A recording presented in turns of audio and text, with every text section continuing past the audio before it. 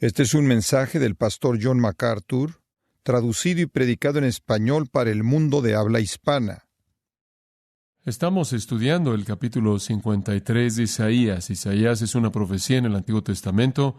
Si tiene una Biblia, ábrala en Isaías, capítulo 53. Y ese es el capítulo que estamos estudiando. Algunos considerarían el capítulo más grande en el Antiguo Testamento. No hay duda acerca del hecho de que es la profecía más detallada del Mesías que el Antiguo Testamento contiene. Es un capítulo poderoso. Tiene que ser considerado frase por frase, si no es que palabra por palabra, debido a su gran impacto y verdad profunda. Cuando estudiamos juntos este capítulo 53, quiero que se familiarice tanto con él, que le sea accesible a usted por la memoria.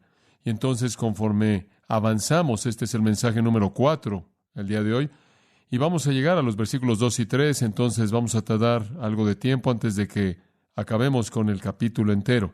Pero en el proceso quiero que esté tan familiarizado con este capítulo que se vuelva parte de la médula de su vida, lo cual entonces causará que usted adore al Señor en maneras que serán frescas y nuevas y ricas y serán una bendición para usted, pero también tendrá acceso a comunicar las glorias de nuestro Salvador a partir de este capítulo a cualquiera que pregunta.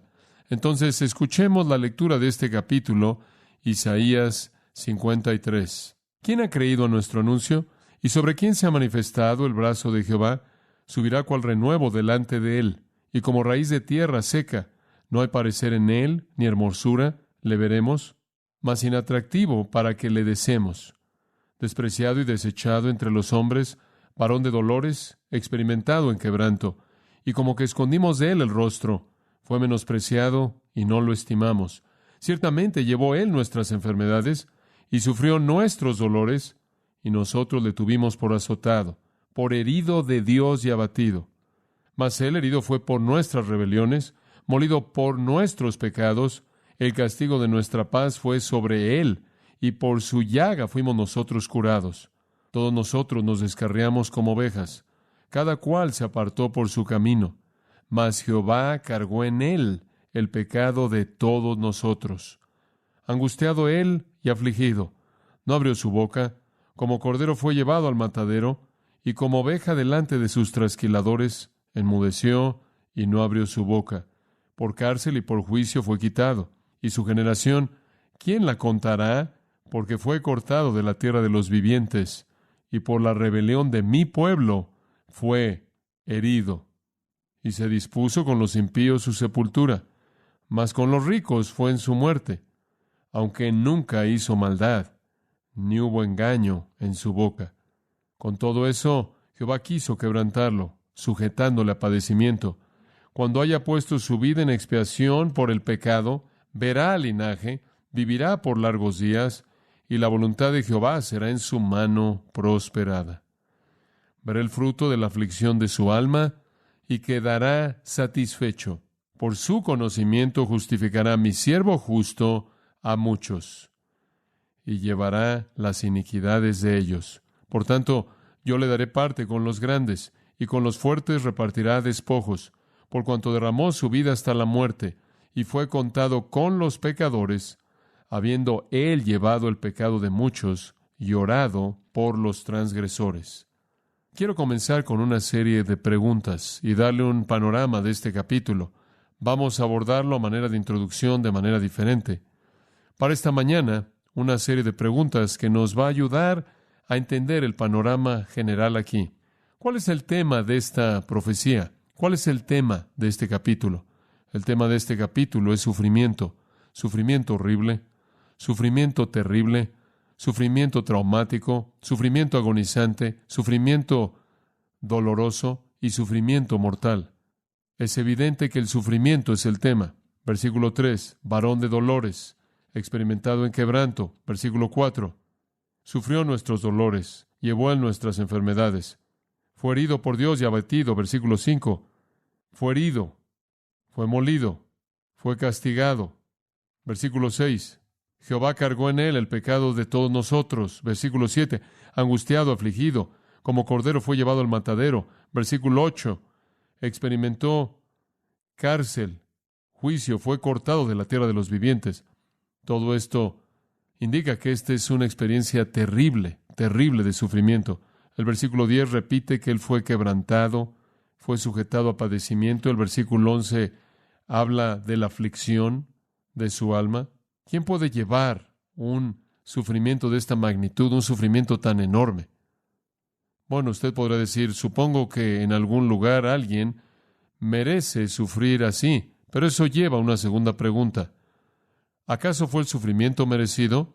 ¿Acaso esta persona que está siendo descrita aquí es merecedora de este tipo de sufrimiento incansable? La respuesta a la pregunta es no, no. El sufrimiento no fue merecido por el que sufrió. Regresa al versículo 9 por un momento. Aunque nunca hizo maldad ni hubo engaño en su boca. Y lo que está en la boca es lo que está en el corazón, porque de la abundancia del corazón habla la boca. Entonces, no hubo nada en la boca de maldad ni engaño, porque no hubo nada en el corazón. De hecho, avanzando más allá de eso, Él es identificado en el versículo 11, esta persona que sufrió como el justo. Esta es una profecía de alguien que sufre, de un sufrimiento horrendo, terrible. ¿Acaso el sufrimiento fue merecido? No. Eso lleva a una tercera pregunta. ¿Acaso Dios intentó proteger al justo que sufrió? La respuesta es no. El versículo 10 dice, Jehová quiso quebrantarlo, sujetándole a padecimiento.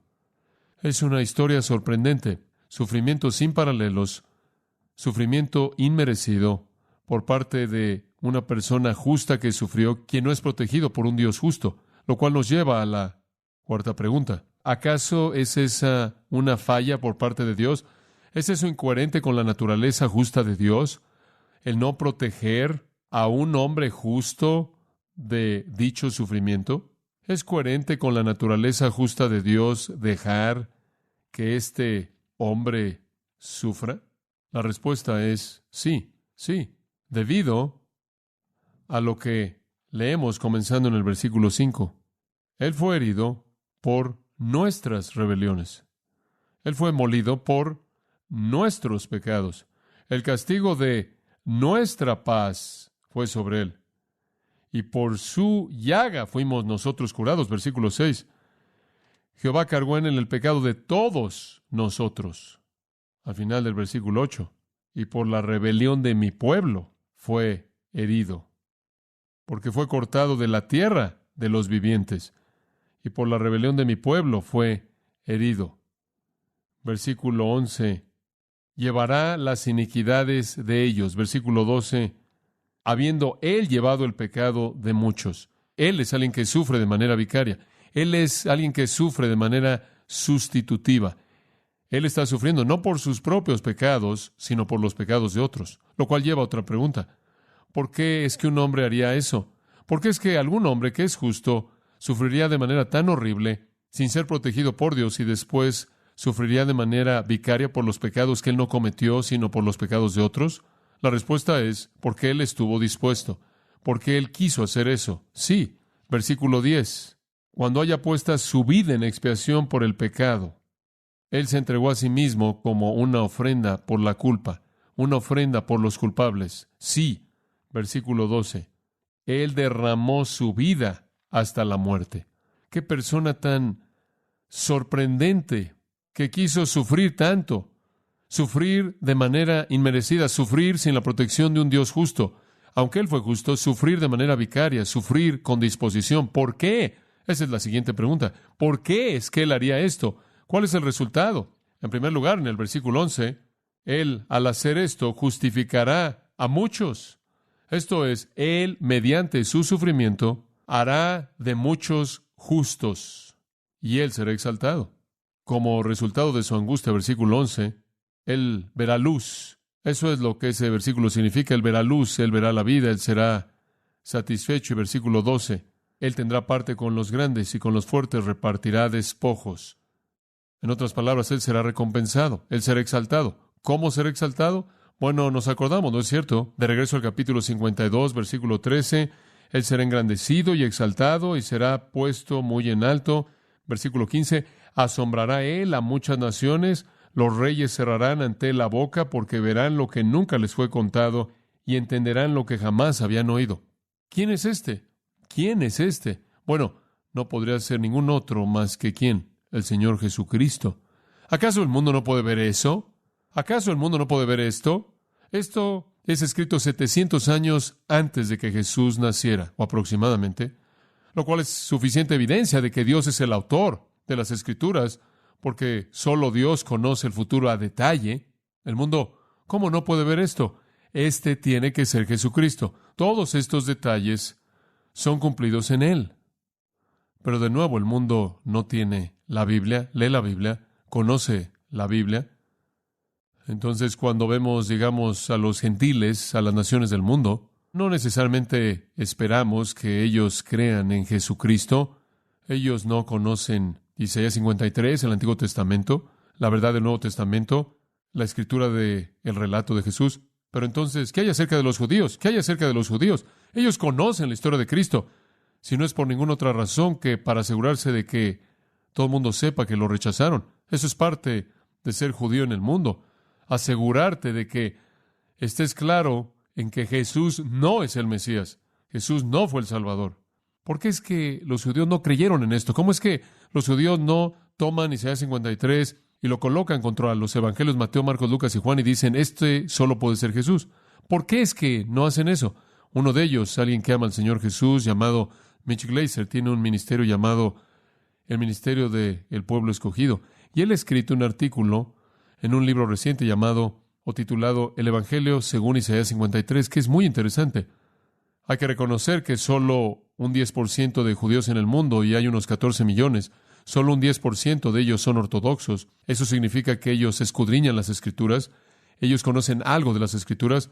El resto, el otro 90%, a un grado u otro, son más bien indiferentes a las Escrituras y a la interpretación cuidadosa de las Escrituras. Entonces, la mayoría de los judíos, esto es lo que Mitch Glaser dice, la mayoría de ellos no saben nada del Antiguo Testamento, Isaías o Isaías 53.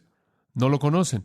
Además, él dice, la mayoría de ellos no creen en la profecía bíblica, no creen en el pecado, no creen en la depravación, lo cual significa una pecaminosidad irreversible que es inherente en ser humano. No creen en la expiación, no creen en el sacrificio, no creen en el derramamiento de sangre por el perdón, no creen en la encarnación, no creen en el rechazo, no creen en el Nuevo Testamento y entonces no creen en Jesús. Entonces usted no puede asumir que cuando usted le habla a personas judías acerca del Señor Jesucristo, que ellos tienen alguna familiaridad con Isaías 53. Los componentes sorprendentes de este capítulo no tienen lugar en su manera de pensar. Entonces, el capítulo comienza al decir, ¿quién ha creído el mensaje dado a nosotros? Ellos admitirán que no lo creyeron. Es algo sorprendente. El mundo está lleno de gente que no lo cree. Las naciones, en su mayoría, no lo creen. No creen en el mensaje acerca de Jesucristo. Las religiones del mundo, fuera de los cristianos verdaderos, no creen en el mensaje acerca de Cristo. ¿Y qué mensaje es? Los judíos que lo conocen, Pablo dijo en Romanos 10, está en tu boca, está cercano a ti. Tú conoces el relato, tú conoces las afirmaciones de Cristo, pero no las creen. Imagínense, no creen en este mensaje, las buenas noticias del cielo, en donde el amor de Dios lo ha movido a él a rescatar pecadores del infierno mediante la muerte de su Hijo. No creen eso.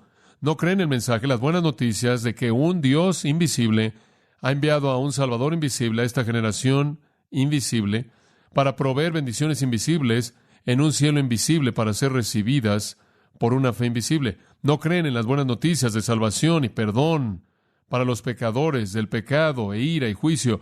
No creen en las buenas noticias de un Salvador crucificado como un medio de esa salvación. No creen en las buenas noticias de que hay justicia divina disponible mediante la cual pecadores culpables pueden estar sin temor y santos delante de Dios, envueltos en la justicia de Él. No creen en las buenas noticias de un perdón concedido por el cielo a un pecador sentenciado y encarcelado que puede recibir ese perdón por la fe en Cristo. No creen en las buenas noticias de que hay un médico que cura a todos los que vienen a Él de manera infalible y eterna de todas las enfermedades del alma y lo hace libremente y no rechaza a paciente alguno. No creen en las buenas noticias de que un banquete ilimitado para almas hambrientas está preparado, al cual todos son bienvenidos, Cristo mismo siendo tanto el anfitrión como la comida. No creen en las buenas noticias de un tesoro sin precio que no puede ser comprado, ya comprado y después ofrecido como un regalo, compuesto de bendiciones inagotables y gozos que nunca se agotan, tanto ahora como para siempre, para el que recibe el regalo. No creen en las buenas noticias de una victoria ganada por Jesucristo sobre Satanás, la muerte y el mundo, un triunfo al cual todos los que creen en Él pueden entrar y participar. No creen en las buenas noticias de paz eterna con Dios, comprada por la sangre de Cristo para pecadores indignos y ofensores. ¡Qué mensaje como para no creer en Él! Pero no lo creen. Y aquí tiene usted en Isaías 53, como usted sabe, una confesión por parte de los judíos. Las palabras de Isaías 53 hasta el último versículo son las palabras de una generación futura de judíos, la nación de Israel, que hará esta confesión y dirá, no lo creímos. ¿Quién lo ha creído?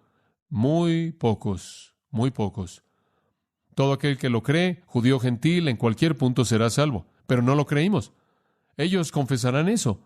Ahora recuerde, estamos hablando del hecho de que este capítulo está en el tiempo pasado. Todos los verbos están en el tiempo pasado. La mayoría de la gente piensa que está prediciendo lo que le va a suceder a Jesús. Bueno, hace eso porque lo describe a detalle, su sufrimiento y su muerte y su resurrección y exaltación. Pero todo está en verbos en tiempo pasado, lo cual significa que salta por encima de lo que le sucede a Jesús y mira hacia atrás, desde el final de la historia humana, cuando Israel finalmente mira al que traspasaron, llora por él como unigénito, se dan cuenta de que han rechazado a su Mesías y una fuente de limpieza es abierta a ellos y la salvación viene a la nación de Israel. Mientras tanto, hasta ese arrepentimiento nacional, cualquiera puede venir a Cristo y ser salvo, pero la nación se arrepentirá en el futuro y será salva. Y cuando lleguen a esa conciencia en un punto, Zacarías dice, cuando las naciones del mundo sean congregadas para destruir a Israel, cuando estén rodeados y listos para ser destruidos, en ese punto el Señor vendrá para ser su defensor y serán salvos. En el capítulo 59 de Isaías, usted tiene un retrato de eso. Simplemente me refiero a este. Usted tiene un retrato de eso conforme los judíos están diciendo, estamos en problemas, nuestras transgresiones se están acumulando, no hay justicia en la tierra, ¿dónde vamos? ¿Qué hacemos? Este es un retrato de Israel futuro. Israel en la actualidad, ¿cómo nos defendemos a nosotros mismos? El mundo está detrás de nosotros, Dios no viene a ayudarnos. Y después dice esto en Isaías 59, y no hubo hombre para ayudarlos. No hay líder humano que pueda rescatar a Israel de su castigo por rechazar a Cristo, el cual se está llevando a cabo inclusive en la actualidad. El mundo está amenazando su existencia con poder nuclear. Y dice que Dios miró a su alrededor en Isaías 59 y no hubo hombre. Y después, en lenguaje más hermoso, Dios responde al hecho de que no hubo alguien que salvar a Israel. Escuche el 59:16. Vio que no hubo hombre, no hubo alguien que intercediera. Entonces su propio brazo le trajo salvación a él. ¿Quién es su propio brazo? El Mesías, el brazo del Señor, quien es revelado. Entonces su propio brazo. Y esto es dramático. Usted ve al Mesías, el Señor Jesús, colocándose la justicia como una coraza, colocándose el yelmo, casco de la salvación en su cabeza, colocándose atuendo de venganza, vistiéndose de celo como con un manto. Y Él viene a recompensar con ira a los adversarios de su pueblo, a recompensar a sus enemigos para que teman el nombre del Señor desde el occidente y su gloria desde donde se levanta el sol. Él vendrá como una torrente de aguas que el viento del Señor lleva. Entonces usted tiene a Cristo viniendo a salvar a Israel de ser destruidos en el momento en el que Él viene a defenderlos en contra de los enemigos que están congregados contra ellos. Lo que sucederá es que Él castigará a los impíos. Y versículo 20, un Redentor vendrá a Sión, aquellos que se vuelvan de la transgresión en Jacob. Esa es la hora de su salvación. Él será ese Redentor. Esto sucederá porque Dios prometió en el versículo 21, este es mi pacto con ellos, mi espíritu que está sobre vosotros, mis palabras que coloqué en vuestra boca, no dejarán vuestra boca o la boca de vuestra descendencia o la boca de la descendencia de vuestra descendencia, dice el Señor desde ahora y para siempre. Esa es la salvación de la nación de Israel, la salvación del nuevo pacto. Ellos verán a aquel a quien traspasaron. Ellos llorarán, ellos serán salvos, y el Señor mismo será el guerrero que los defiende en esa hora, cuando Él envíe al Mesías a su defensa, como también para traer su salvación, cuando ese tiempo venga en el futuro. Allí es cuando ellos mirarán hacia atrás y dirán, no creímos. El brazo del Señor, inclusive al Mesías mismo, el poder de Dios vino revelado en él y no lo creímos. No lo creímos. Harán esa confesión abierta de los horrores de generaciones de incredulidad. La pregunta entonces que surge, y tomemos esta pregunta como nuestro punto de entrada al texto de Isaías 53, ¿por qué rechazaron a Jesucristo? ¿Por qué? Ellos harán esa confesión. Ellos nos dirán por qué. Le dirán a Dios por qué. Y la confesión que harán en el futuro, y que cualquiera que viene a Cristo ahora debe hacer, está en los versículos 2 y 3. Subirá cual renuevo delante de él, y como raíz de tierra seca, no hay parecer en él, ni hermosura le veremos, mas inatractivo para que le deseemos, despreciado y desechado entre los hombres, varón de dolores, experimentado en quebranto, y como que escondimos de él el rostro, fue menospreciado y no lo estimamos. Esa es la explicación. Esa es la explicación del por qué los judíos durante generaciones han rechazado a Jesucristo. Esa es la confesión que esa generación futura que se vuelva a él hará. Y recuerde, Dios limpiará a los rebeldes de la nación, Zacarías dice, y 1/3 de los judíos en el mundo en este punto, eso sería quizás 4 o 5 millones de ellos que confesarán a Jesús como Señor y dirán, esta es la razón por la que durante generaciones lo rechazamos. 3 razones son dadas aquí, 3 razones. Son razones confesadas. Número 1, y todas tienen que ver con el menosprecio que tuvieron hacia él. Número 1, él tuvo un origen menospreciable. Él tuvo un origen menospreciable. Él creció cual renuevo delante de él y como raíz de tierra seca. Él creció delante de él, refiriéndose a Dios. Él estuvo a vista plena de Dios, quien estaba totalmente contento con él. Este es mi hijo amado, en quien tengo complacencia. Dios vio todo momento de su vida, y Dios lo vio conforme él creció en sabiduría y estatura y favor con Dios y los hombres. Lucas 2:52 lo dice. Dios estaba completamente atento, observando el crecimiento de su Hijo encarnado. Entonces, Él está creciendo delante de Dios. Pero cuando nosotros lo vimos, y delante de Dios significa en el placer de Dios, como Dios lo quiso, según el plan de Dios. Pero desde nuestro punto de vista, Él fue como un renuevo, como raíz de tierra seca. Permítame tan solo decir, esta es una sociedad agricultural. Estas personas trabajan en la tierra, cultivan cosas, tienen árboles y orquídeas y plantan en la tierra, y entonces hay ilustraciones que vienen de esa esfera. Decir que Él es como un renuevo es decir simplemente que Él es un vástago, un retoño. Es la palabra hebrea yonek y significa un retoño. Los retoños se aparecen y sin cultivo, sin expectativa, y lo que usted hace con un retoño para que no extraiga y quite la vida y fruto de las otras ramas es que lo corta. Superfluo, pequeño, innecesario, irrelevante, insignificante. Los retoños aparecen. No están ahí por diseño, no son cuidados, no son esperados, no son necesarios y son quitados. A algunos comentaristas les gusta pensar que este árbol, de donde viene el retoño, es una referencia metafórica, una referencia alegórica o algo así como a la casa de David o lo que sea. Eso realmente es estirarlo de manera innecesaria. Este es lenguaje muy simple. Esta es una manera simple de decir que su comienzo fue irrelevante. No fue importante, fue insignificante, no importaba. Él fue un nadie de los nadies, de ningún lugar. Vemos a Jesús, ¿y qué vemos? Una familia insignificante. José, María. Una ciudad insignificante, Nazaret. Fuera de la vida importante. Nacido en un lugar insignificante, en una posada, en un establo, colocado en un comedero, y asistieron a su nacimiento pastores que eran las personas más bajas en la escala social.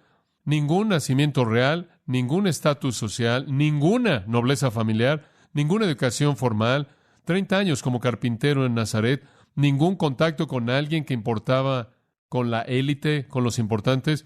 Él es un retoño, él es irrelevante, o es como raíz de tierra seca. Conforme el sol sale en esa parte del mundo, en el Medio Oriente, la tierra se seca y se parte, y conforme el suelo se encoge debido a que el agua se evapora, algunas de las raíces comienzan a salir a la superficie, raíces sucias, cafés, en el suelo seco, no cuidadas. Esas serían las raíces de un árbol a quien nadie le importa, porque si se preocuparan por él, lo estarían regando. De nuevo, es otra manera de decir que él es innecesario, indeseable, no impresionante, sin valor, no más importante que un retoño o una raíz seca en un lugar seco que nadie cultiva, a quien nadie le importa, que nadie cuida, que nadie riega. comienzos miserables. Y después inclusive dijeron cosas como, ¿acaso puede salir algo bueno de Nazaret? Él no ganó nada de su origen familiar, él no ganó nada de su estatus social, él no ganó nada de la economía de su familia, él no ganó nada de sus seguidores, no fueron brillantes, no estaban preparados, no eran poderosos, no fueron influyentes, no eran importantes, no hubo un rabino, fariseo, saduceo, sacerdote, escriba, nadie importó. Fueron una multitud de nadies, pescadores, primordialmente con unos cuantos otros raros, esparcidos ahí como un publicano y un terrorista. No tuvieron posición, no tuvieron dinero, y en cierta manera se unieron al principio del movimiento ahí pensando que quizás en cierta manera podían ganar la lotería del reino si aguantaban. Pudo haber habido una gran recompensa. Ninguno de ellos tuvo algún mérito que señalar. Y los judíos vieron eso y dijeron, espera un momento, este no puede ser el Mesías, porque el Mesías no va a entrar así. Esto no encaja con el perfil que ha sido tan desarrollado a lo largo de los siglos entre los judíos de una llegada gloriosa del Mesías. En Marcos capítulo 6, él estuvo en Nazaret, su propia ciudad en donde todos lo conocían. El día de reposo vino y él comenzó a enseñar en la sinagoga y la gente estaba sorprendida por lo que él dijo. ¿De dónde obtuvo este hombre estas cosas? Quizás puedo hacer el énfasis de manera diferente. ¿De dónde es que este hombre obtuvo estas cosas? Este nadie, este vástago, esta raíz seca. ¿De dónde es que él obtuvo estas cosas? ¿Y qué es esta sabiduría dada a él y estos milagros como estos que él hace? Ellos reconocieron su sabiduría, reconocieron las cosas que enseñó, reconocieron los milagros que hizo. Y después dijeron esto, ¿acaso no es este el carpintero, el hijo de María y hermano de Jacobo y José y Judas y Simón? ¿Y acaso sus hermanas no están aquí con nosotros? Y se ofendieron de él. Se ofendieron de cualquier afirmación que él hizo de ser su Mesías, a pesar del poder, el poder milagroso que él desplegó. Entonces, menospreciaron sus comienzos, menosprecio hacia su origen. En segundo lugar, menospreciaron su vida, por lo que él se volvió. Tuvo una vida adulta menospreciable. Él tuvo una vida menospreciable. Regrese de nuevo al versículo 2. No hay parecer en él, ni hermosura. Le veremos más inatractivo para que le deseemos. A ellos les importaba tanto la apariencia. Esta es la razón por la que escogieron a Saúl para que fuera su primer rey, ¿verdad? Él era más apuesto que cualquier otra persona y era más alto. Todavía parece ser una fórmula para el éxito en la actualidad. Pero así fue con él, con Jesús. Espera un minuto. Él no es tan alto como debiera ser. Él no es tan apuesto como debiera ser. Él no se ve tan bien como debiera verse. Él no se ve tan majestuoso como debiera verse. De nuevo, no mucho progreso desde 1 de Samuel capítulo 9, cuando la gente estaba escogiendo a Saúl. Nada real acerca de Jesús, nada elevado acerca de Jesús. De hecho, la idea de que él fue un rey era tan rara y tan desagradable que lo resintieron a tal grado que cuando Pilato, al final de su dilema de haber sido chantajeado por los judíos en este asunto con Jesús, chantajeado y amenazado de que si no crucificaba a Jesús, le iban a decir a César y él no sobreviviría a otro reporte a César. Él lo sabía, lo chantajearon. Y su venganza, su manera de vengarse de estos judíos fue clavar en la parte de arriba de la cruz de Jesús, este es Jesús de Nazaret, rey de los judíos. Esa fue la venganza de Pilato, porque él sabía que esa fue la declaración más repudiable que Jesús hizo. Aunque él desplegó poder divino, y sabiduría divina, y verdad divina, y gracia divina, y santidad, ellos no vieron nada de belleza real en él, nada atractivo en él. Habían menospreciado desde el principio su origen, habían menospreciado a la mitad su vida, y en tercer lugar, tuvo un fin menospreciable. Él tuvo un fin menospreciable. Para eso usted va al versículo 3. Despreciado y desechado entre los hombres, varón de dolores, experimentado en quebranto. Y como que escondimos de él el rostro, fue menospreciado y no lo estimamos. Su final se tiene en vista aquí en las dos líneas de apertura. Ellos no solo menospreciaron su principio y su vida, pero especialmente su muerte. Ahora recuerde, ellos no pensaban que necesitaban que alguien muriera por sus pecados. Ellos estaban inmersos en la justicia personal. Ellos iban a agradar a Dios al ser buenos y religiosos y hacer buenas obras. Y aquí viene este Mesías, este que dice ser el Mesías y el Rey, y en lugar de ser triunfal, en lugar de que su carrera terminara en gloria y majestad y triunfo y victoria y elevación y exaltación, Él es despreciado, menospreciado por los hombres y termina todo en tristeza y dolor. Ellos pudieron haber visto la muerte de Jesús con todos sus horrores y pudieron haber dicho, ¿sabes una cosa? Este es el sacrificio que hemos estado esperando. Este es el sacrificio que es retratado cuando Abraham encuentra a un carnero ahí en el arbusto para sustituir a su hijo. Retrae el cuchillo para no matar a Isaac y mata en lugar de eso al carnero.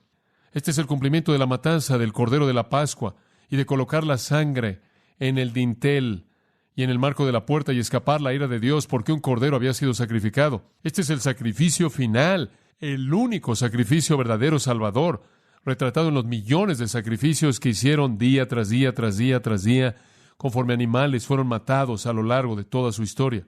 Ellos pudieron haber hecho eso, pero no se veían a sí mismos como pecaminosos y no necesitaban un sacrificio, y no necesitaban una expiación y no necesitaban un Salvador. Entonces, cuando vieron a su Mesías autoproclamado siendo un varón de dolores y en tristeza su vida terminando como terminó, fue menospreciable. Lo rechazaron y entonces lo rechazan ahora porque ellos lo rechazaron en ese entonces. Ellos rechazaron a Jesús porque rechazaron a Jesús. Él fue despreciado. Un término fuerte, significa tratar con menosprecio. Lo trataron con menosprecio y todavía lo hacen. Todavía lo hacen. La palabra hebrea para Jesús es Yeshua. Yeshua. Los rabinos a lo largo de los años han cambiado ese nombre al quitar la A final y le llaman Yeshu. Yeshua es un acróstico que significa que su nombre sea borrado. Entonces usted ve en los escritos rabínicos Yeshu que él se ha borrado, lo cual es la manera contemporánea de decir no queremos que este hombre reine sobre nosotros, lo cual es lo que dijeron cuando gritaron por su crucifixión. Él es llamado por los rabinos el transgresor. Él es llamado por los rabinos el tolui, el colgado. Maldito es todo aquel que es colgado en un árbol. Quizás una de las cosas más molestas es la identificación de Jesús con Ben Stada y Ben Pandira, blasfemias. Lo que es eso es esto. La historia real de Jesús, dicen los rabinos, es la historia de Yeshu, dicen ellos. Es la historia de un hombre llamado Ben Pandira y una mujer llamada Miriam Ben Stada. Ben Pandira supuestamente es su padre y Ben Stada su madre, alguna mujer llamada Miriam Ben Stada, era una mujer que era estilista que tuvo una relación adúltera con José Ben Pandira, un mercenario romano, y produjo a Yeshu. Entonces él es el hijo ilegítimo de una estilista y un mercenario romano, quien entonces, dicen los rabinos, fue a Egipto a aprender artes mágicas y engañó a los hombres. Eso está en el Talmud, todo eso. Los rabinos llamaron su evangelio Abón Guillajón en lugar de el Evangel, como el evangelista escribiendo la historia verdadera, lo cual significa el escrito pecaminoso. Tienen generaciones de burla hacia Jesús a un grado u otro, claro. Entonces fue despreciado. Dice al principio del versículo 3, dice al final del versículo 3, 2 veces, Él fue despreciado. Eso continúa. Y después dice que Él fue desechado entre los hombres. Quiero que vea eso. Eso quizás no es tan simple como se ve. Desechado entre los hombres. No en un sentido general. Eso sería Ben Adam. Ben Adam. Eso significa hombres en general. Esto es Ben Ish. Lo que eso significa es gobernantes, señores, líderes, gente prominente.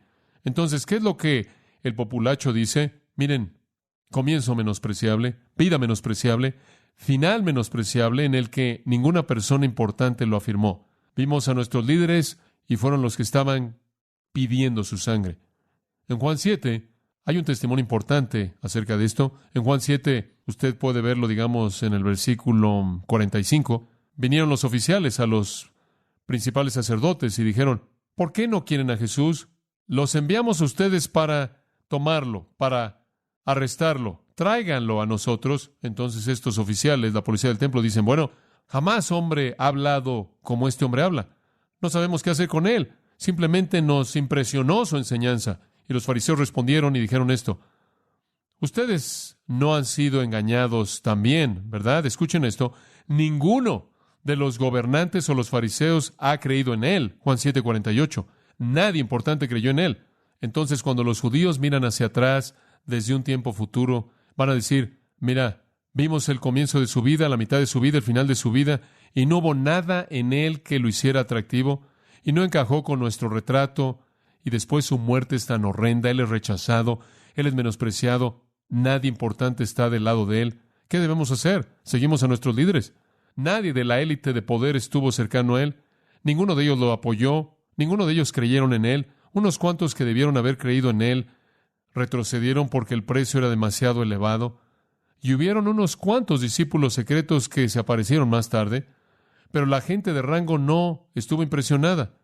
Los principales hombres de su nación, los que sobresalían por encima de la multitud, y era una jerarquía determinada y estricta, rígida. La gente estaba aquí abajo y los gobernantes tenían el poder y la autoridad y los hombres grandes se alejaron de él. Él no tuvo a ninguna persona de distinción del lado de él. Y todavía es la realidad en el mundo. Todavía es verdad.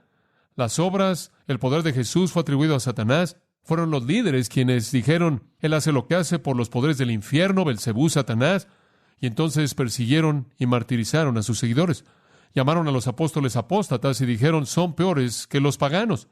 Y en esos primeros años una oración se desarrolló y era así, que los seguidores de Jesús sean destruidos repentinamente, sin esperanza y borrados del libro de la vida. Así fue la profundidad del rechazo y la burla.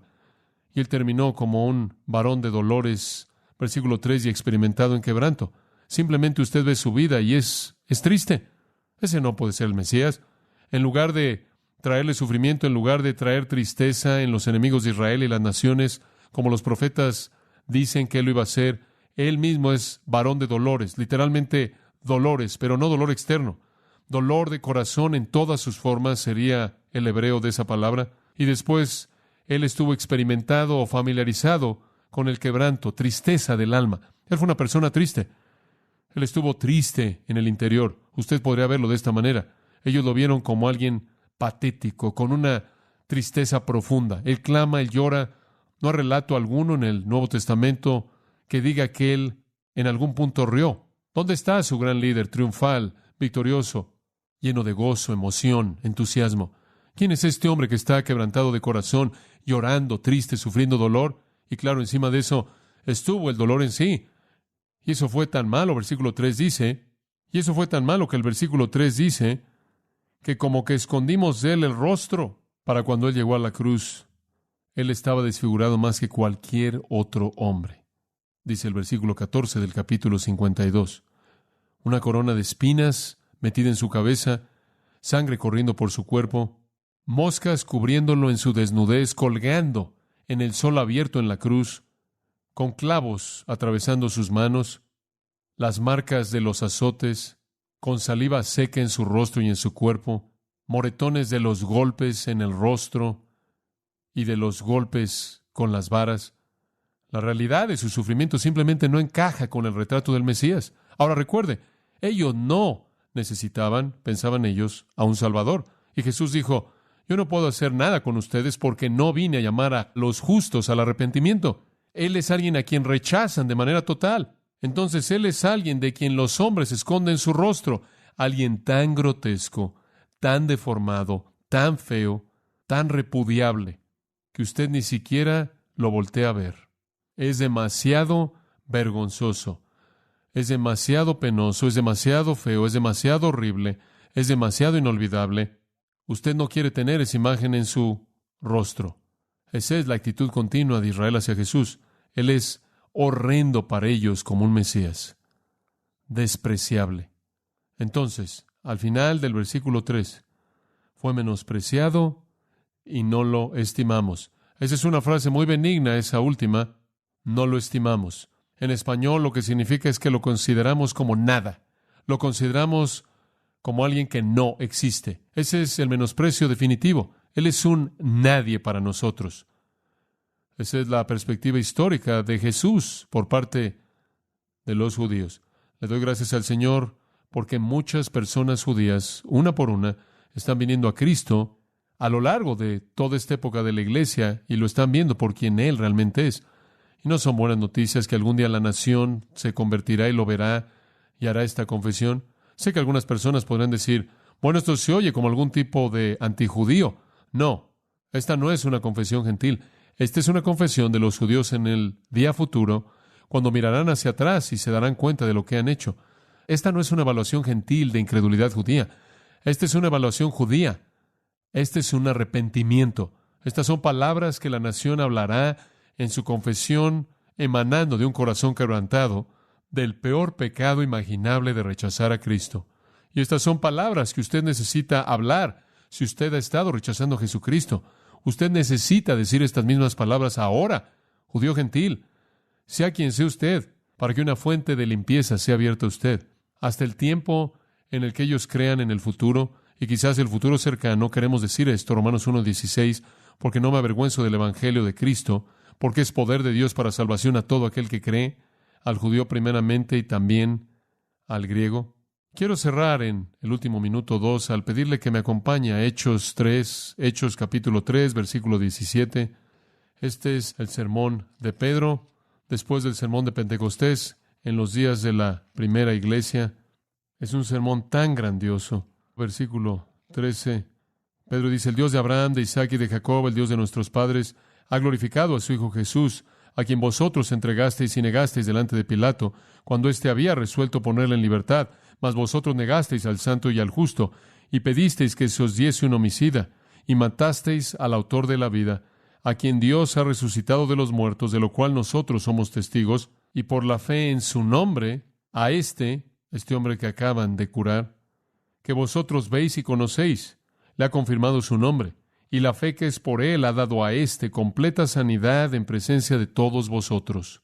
Él dice: han aceptado la responsabilidad de rechazar y matar al príncipe de la vida. Y después, versículo 17, tan importante: mas ahora, hermanos, él le habla a estos judíos como sus hermanos. Sé que por ignorancia lo habéis hecho, como también vuestros gobernantes. Lo sé. Pero Dios ha cumplido así lo que había antes anunciado por boca de todos sus profetas, que su Cristo había de padecer. ¿A dónde creen que va con eso? Isaías 53, probablemente. Así que arrepentíos y convertíos. ¿No son esas buenas noticias? Acaban de matar al príncipe de la vida y Dios les está diciendo: arrepiéntanse y vuélvanse. Y cuando hagan eso, serán borrados vuestros pecados. Eso es literalmente lo que Jesús dijo cuando Él estaba muriendo en la cruz. Padre, que perdónalos porque no saben lo que hacen. Son ignorantes, lo hicieron en incredulidad. Arrepiéntanse, vuélvanse, para que sus pecados sean borrados. Y después, ¿qué sucederá? Cuando se arrepientan y se conviertan y sean borrados sus pecados, vendrán de la presencia del Señor tiempos de refrigerio. Ese es el reino, porque Él enviará a Jesucristo que os fue antes anunciado. Esa es su segunda venida, para establecer su reino. El cielo debe recibirlo ahora, hasta el periodo de la restauración de todas las cosas, del cual Dios habló por boca de sus santos profetas desde tiempos antiguos. El reino de nuevo, el pacto abrámico prometido, el pacto davídico, los profetas lo reiteraron, salvación y todas las promesas del reino vendrán cuando Cristo regrese. Cristo regresará en los tiempos de la restitución, los tiempos de la restauración, los tiempos de refrigerio, cuando se arrepientan. En el versículo 24 Él dice: y a todos los profetas desde Samuel en adelante, cuantos han hablado, también han anunciado estos días. Vosotros sois los hijos de los profetas y del pacto que Dios hizo con nuestros padres, diciendo a Abraham: en tus simientes serán benditas todas las familias de la tierra. A vosotros primeramente Dios, habiendo levantado a su Hijo. Ese es el título de Isaías 53 para Él. Lo envió para que os bendijese, a fin de que cada uno se convierta de su maldad. Ustedes mataron al Mesías, pero Dios no ha terminado con ustedes. El día vendrá cuando Él los convierta a ustedes de sus pecados y envía a su Hijo para establecer su reino y cumplir su promesa. Dios no ha acabado con Israel. Mantengan su ojo en Israel. Su salvación está asegurada por la promesa de Dios. Mientras tanto, la salvación está abierta a todos los que lo invocan. Padre, venimos a ti ahora al final de este tiempo maravilloso de adoración con corazones agradecidos. Tanta verdad en este capítulo que es inagotable. Pero inclusive en tan solo 2 versículos entendemos la historia de una manera nueva, una comprensión panorámica de siglos, generaciones de rechazo de Cristo. Ahora vemos por qué, pero también sabemos que viene un día futuro, cuando todas las promesas que le diste a Israel serán cumplidas en la hora de su salvación, cuando tú te conviertas en su Redentor. Esperamos con gusto ese día. Mientras tanto, el Evangelio, el mensaje cuando creído se convierte en el poder de Dios para salvación al judío o al gentil. Muestra tu gracia, oh Señor, y trae algunos a tu corazón, inclusive ahora, el día de hoy. Mientras que todavía están en una actitud de oración, esta es la decisión de todas las decisiones, el compromiso de todos los compromisos. Esta es tu eternidad en juego. Este es el cielo en lugar del infierno. Aferrarte a lo que Cristo ha hecho por ti, necesitas un Salvador. Abrazar lo que Cristo ha hecho por usted, usted necesita un Salvador. Usted no es lo suficientemente bueno. Usted no puede llegar ahí por su bondad o su religión. Usted va a quedarse corto. Usted necesita un Salvador. Necesita que alguien pague por sus pecados. Y usted necesita aceptar el pago que Él ha hecho para que Dios lo aplique a usted y sus pecados sean perdonados de manera completa en ese punto y a usted se le asegure el cielo eterno. ¿Qué mensaje? ¿Lo cree? ¿Lo cree a tal grado como para aferrarse a Cristo como Señor? Esa es la pregunta. Padre, te damos gracias de nuevo por la obra que harás en nuestros corazones, porque tu palabra nunca regresa vacía, sino que siempre cumple el propósito con el cual tú la enviaste. Que hoy sea para tu gloria, oramos en el nombre de Cristo. Amén. Usted ha escuchado a John MacArthur, maestro bíblico de Gracia a Vosotros. Para más información y acceso gratuito a todos los mensajes de John, así como una lista de libros incluyendo la Biblia de estudio, visite la página web en gracia.org. Gracia a vosotros y el pastor John MacArthur se reservan toda protección y el derecho de autor bajo la ley que esté vigente. La información de derechos de autor está disponible en gracia.org, que incluye instrucciones para limitar la duplicación de este archivo digital. Gracia a Vosotros es una organización sin fines de lucro, dedicada a desarrollar recursos desde las enseñanzas del pastor John MacArthur, las cuales ofrecen la verdad de las Escrituras. Por otra parte, estimado oyente, su apoyo en oración y sus donaciones al ministerio nos ayudan a lograr este propósito para equipar a miles de personas de habla hispana. Si desea hacer una donación u ofrenda, puede hacerlo utilizando su tarjeta Visa, Mastercard, Discovery o American Express. Si vive en Estados Unidos o Puerto Rico, puede llamarnos al 1-866-5-GRACIA. Esto es 1-866-547